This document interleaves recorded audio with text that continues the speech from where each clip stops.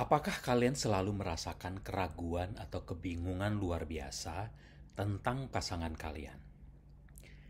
Kalian bertanya-tanya, ini orang siapa sih sebenarnya? Kalau dia orang jahat, kenapa dia juga melakukan hal-hal yang baik? Kalian terus saja penasaran kemana orang yang dulu begitu hangat, penuh perhatian, dan kasih sayang itu pergi. Kalian gak paham sepenuhnya tentang siapa diri mereka sebenarnya. Di sisi lain, kalian juga merasa, oke, gak apa-apa, gak mendapatkan perhatian dan kasih sayang yang seharusnya pantas kalian dapatkan. Meskipun diperlakukan begitu, kalian tetap merasa kecanduan luar biasa dengan orang ini. Kalian juga nggak tahu apakah benar-benar jatuh cinta dengan mereka. Kalian selalu sendirian dan merasa sendirian, meskipun kalian sudah lama menikah.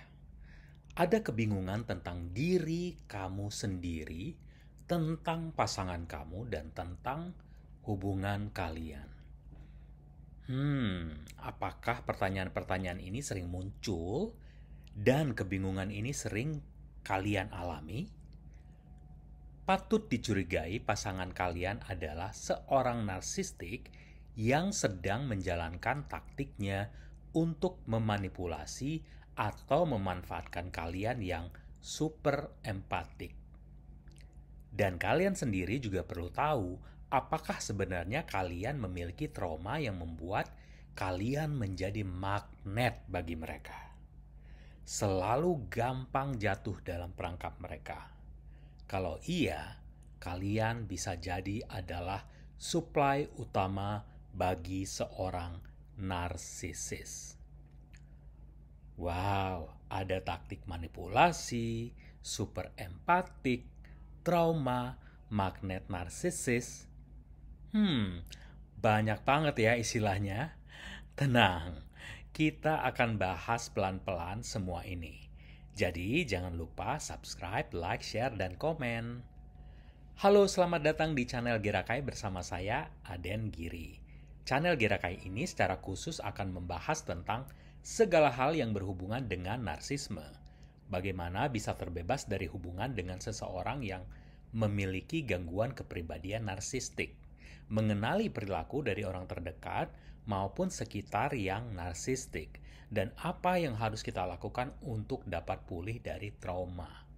Saya ingin channel Gerakai ini menjadi ruang aman buat kita semua untuk saling berbagi dan menguatkan sehingga para korban narsisis tahu bahwa kalian tidak sendirian. Kalian bisa keluar dari hubungan toksik ini. Kalian adalah orang-orang kuat yang terpilih dan ada kehidupan lain di luar sana untuk kita nikmati. Kalian terlalu berharga untuk membuang waktu, tenaga, pikiran, dan harta benda untuk para narsisis. Lalu apa saja yang perlu kalian lakukan untuk bisa pulih? Bagaimana bisa mengenali orang-orang sekitar dengan tendensi narsistik yang toksik? Dan bagaimana cara menghadapi mereka dalam kehidupan sehari-hari? Semua akan kita bahas di channel ini. Ketertarikan saya dengan topik ini sebenarnya berawal dari pengalaman pribadi di mana saya melihat hal yang sama terjadi berulang-ulang. Dan mengapa orang seperti saya selalu bertemu dengan orang-orang seperti ini. Dan ternyata di sekitar saya juga banyak sekali kejadian-kejadian sedih dan memilukan yang disebabkan oleh orang-orang narsistik.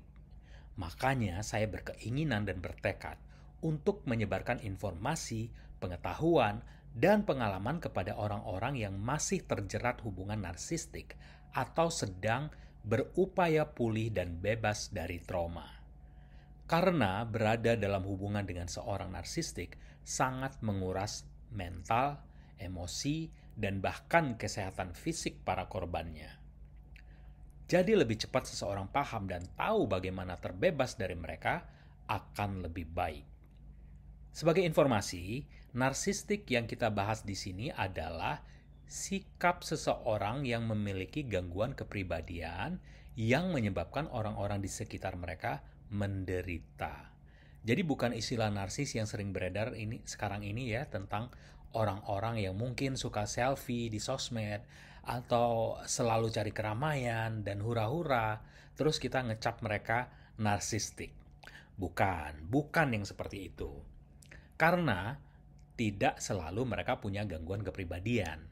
Ada beberapa syarat yang perlu terjadi sehingga mereka disebut seseorang dengan gangguan kepribadian narsistik. Dan gangguan kepribadian ini ada yang ringan dan sampai parah banget hingga orang-orang di sekitar mereka selalu ketiban sial, kemalangan, dan menderita. Nah, tipe-tipe inilah yang parah yang kita bahas. Mereka ini bukan psikopat. Mereka bukannya tidak punya hati nurani atau rasa penyesalan. Mereka tahu kok perilaku buruk itu seperti apa. Mereka tahu, tapi tetap melakukannya. Mereka itu sebenarnya dalam hati merasa benci dengan diri mereka sendiri. Terutama kalau itu membuat mereka terlihat jelek di mata orang lain. Keburukan ini biasanya akan mereka persalahkan ke kalian. Jadi they project those bad qualities onto you. Nah, seseorang bisa disebut narsistik jika mereka kurang empati, merasa berhak atas perlakuan istimewa, suka bermegah-megahan, selalu mencari validasi dari luar, sombong, egois, suka mengontrol, impulsif, dan punya amarah yang susah dikendalikan. Jadi semua itu harus ada baru bisa dikategorikan sebagai narsistik. Dan tentunya kadarnya berbeda-beda. Ada spektrumnya, kata para ahli. Saya tidak akan menitik beratkan podcast ini pada perspektif klinis tentang ini. Karena disclaimer, saya bukan psikolog atau psikiater. Namun saya langsung ke pengalaman keseharian yang saya dan banyak orang lain alami bersama narsisis.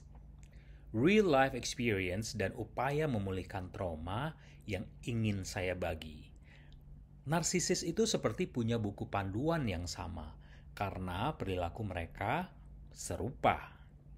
Bagi yang udah mengalami sendiri dan sudah tersadar dengan segala taktik narsisis, biasanya langsung bisa membaca.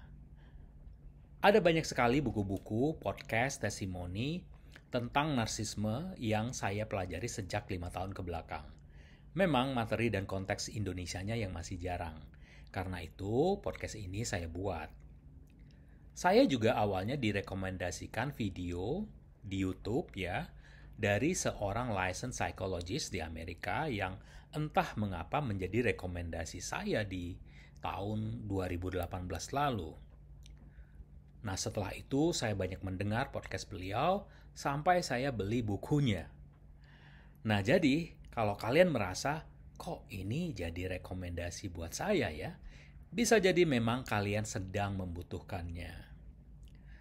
Dan saya yakin kalian nanti juga akan mendapatkan banyak sekali backup penelitian, testimoni, podcast, dan lain-lain untuk mempercepat kesadaran dan kepulihan kalian dari hubungan narsistik. Ini penting sekali karena orang yang mengalami narcissistic abuse atau menjalani hubungan dengan seorang narsistik umumnya merasa bingung, kepercayaan diri turun, cemas, menunjukkan gejala depresi termasuk sedih, marah, dan mudah tersinggung. Kemudian juga banyak merenung, ruminate. Jadi nggak bisa berhenti memikirkan tentang si narsisis, perlakuannya, menjustifikasi apa yang dia lakukan, lalu menyalahkan diri sendiri, kemudian tidak berdaya dan putus asa. Oke, kita mulai dengan penjelasan beberapa dari pertanyaan absurd di awal tadi. Yang paling sering adalah, kenapa pasangan saya berubah ya setelah kami menikah atau resmi berpasangan, pacaran atau tunangan misalnya?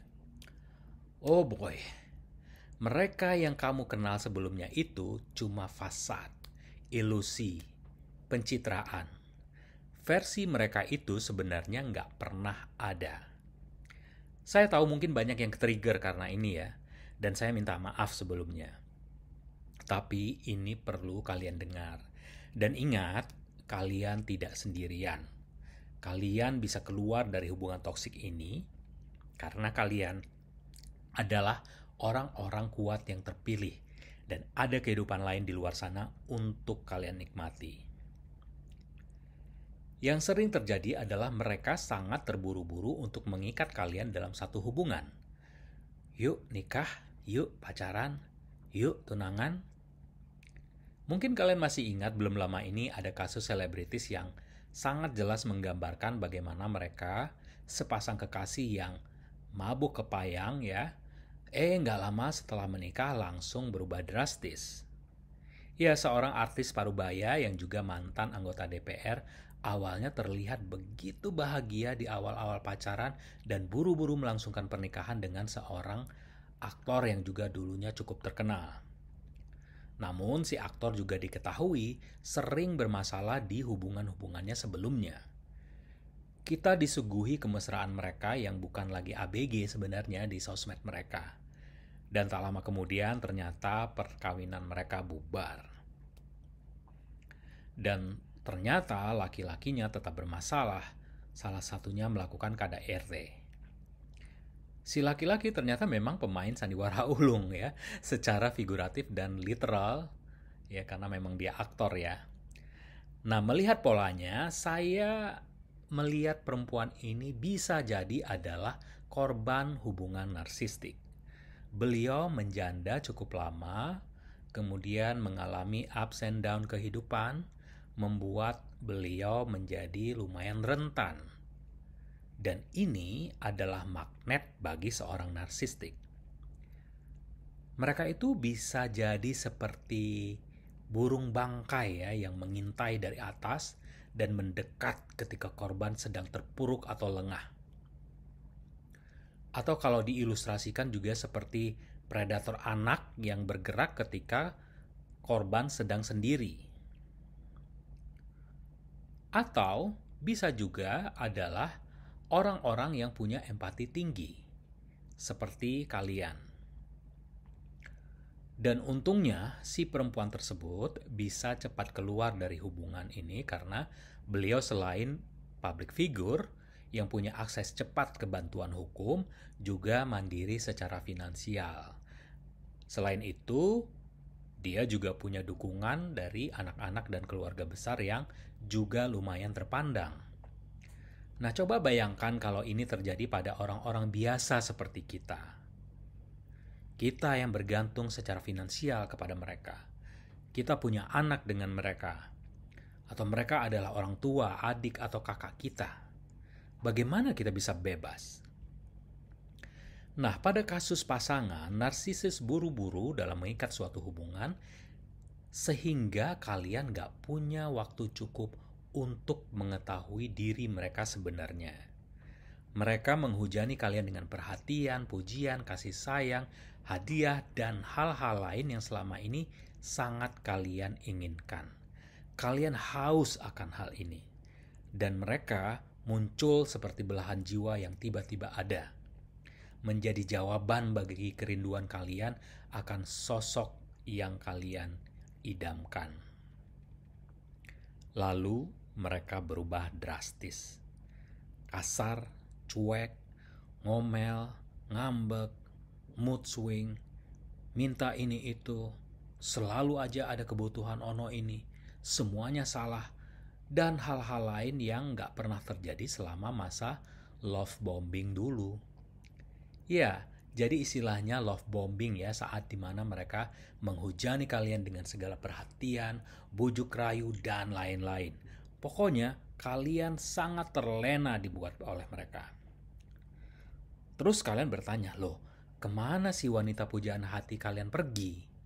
Mengapa pria idaman yang kalian kenal sekarang jadi sadis begini?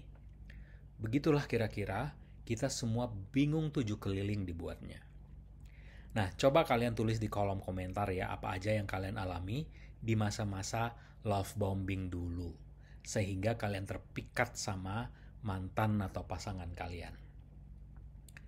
Ya, mereka tahu kalau kalian itu sudah berhasil mereka pikat. Dan mereka tahu kalian haus akan hubungan. Mereka tahu kalian punya empati tinggi. Mereka tahu kalian cinta mati sama mereka. Sehingga kalian mentolerir semua perlakuan buruk mereka. Dan parahnya lagi, kalian sendiri selalu merasa, oh pasti dia akan berubah kok. Kan dia pernah baik banget sama aku. Berkorban buat aku. Pasti ada alasan kenapa aku yang bersama mereka. Aku pasti dilahirkan untuk membawa dia ke jalan yang benar. Dia sebenarnya baik kok. Hubungan kan butuh pengorbanan. Dan ini adalah bukti cinta aku sama dia. Dan bla-bla lainnya yang membuat kalian tetap berada dalam lingkaran hubungan toksik dengan si narsisis. Kepintaran mereka dalam meniru perilaku kita juga sangat-sangat mumpuni. Jadi mereka ini bisa terlihat punya hobi yang sama, suka makanan yang sama, selera musik atau film yang mirip, topik obrolan, bahkan cara ketawa pun bisa sama. Ini beneran terjadi ya, yang membuat kalian merasa, wow, inilah dia my soulmate, my twin flame. Hati-hati, mereka sangat piawai dalam memainkan peran ini. Ini juga bisa kita amati di lingkungan kerja. Tapi tentunya ini untuk episode mendatang ya. Mereka ini sering disebut seperti bunglon, karena mereka bisa berubah-ubah perilaku mereka, kesukaan mereka sesuai dengan target. Makanya jerat ikatan hubungan narsistik sangat sulit dilepaskan. Mereka, tergantung juga tingkat kepintaran, pendidikan, dan lingkungan, akan sangat piawai dalam mencitrakan diri mereka menjadi sesuai dengan apa yang diidamkan target mereka. Kalian mungkin akan merasa heran ya, kok bisa? Apakah mereka belajar dari sekolah yang sama? Baca buku yang sama sehingga jadi narsistik? Saya yakin nih banyak nih di antara kalian yang mulai ngangguk-ngangguk. Sama seperti saya dulu di awal-awal saya mendengar dan membaca podcast ya tentang hubungan narsistik. Kok bisa sama sih? Sebelum mata saya terbuka, saya sempat merasa mantan saya itu juga sama persis seperti saya. Dan ini saya utarakan ke teman-teman dekat kenapa kami bisa bertahan sampai 8 tahun lamanya. Saya memang tidak cerita tentang keanehan-keanehan yang terjadi karena saya merasa itu hal kecil. Setiap rumah tangga pasti punya perjuangannya masing-masing. Ngapain di-share? Toh teman-teman kita juga punya masalah sendiri-sendiri. Ini juga termasuk karakter saya di mana saya sangat gak mau merepotkan orang lain. Apa-apa diselesaikan saja sendiri. Makanya saya membuat diri saya merasa dalam tanda kutip nyaman meskipun banyak hal-hal yang bikin off atau red flags yang sebenarnya sudah muncul di awal-awal hubungan. Tapi saya diamkan, saya cuek. Perilaku red flags atau perlakuan buruk mantan saya anggap bercanda saja dan gak terlalu saya ambil pusing. Saya mengabaikan semua ini karena kenaifan saya bahwa ada orang yang bisa berbuat jahat kepada orang lain sampai seperti itu. Ada orang yang tegaan memanipulasi dengan sangat telaten dan dalam waktu yang lama. Terlebih lagi, mantan saya itu tidak terlalu kentara narsistiknya. Dia itu disebut covert narcissist ya, jadi tidak terlalu terlihat, tapi sebenarnya sama mematikannya. Dan makanya saya sadarnya mungkin agak lama karena ya bentuknya yang diam-diam itu ya. Kalau yang grandios, in your face banget itu biasanya disebut overt narcissist. Jadi memang kelihatan rame, heboh dari awal ya. Nah, coba tulis komentar kalian tentang pengalaman bersama narsisis. Semoga kita semua menjadi penguat bagi sesama dan siapapun yang saat ini sedang bingung, berjuang untuk mencari tahu apa gerangan yang terjadi dengan diri mereka. Karena narsisis bisa membuat orang linglung, lupa akan diri mereka dan situasi mereka. Tidak bisa berpikir jernih dan terus-menerus dimanipulasi dan dimanfaatkan. Nah, sebagai penutup, mari kita berterima kasih atas kesehatan, kewarasan, dan hati kita yang lapang. Jangan lupa like, subscribe, share, dan tulis pengalaman kalian di kolom komentar karena saya juga akan membahasnya di episode-episode mendatang. Sekali lagi, kalian tidak sendirian, kalian bisa keluar dari hubungan toksik ini. Kalian adalah orang-orang kuat yang terpilih dan ada kehidupan lain di luar sana untuk kalian nikmati. Terima kasih atas perhatiannya, salam hangat dan sampai jumpa.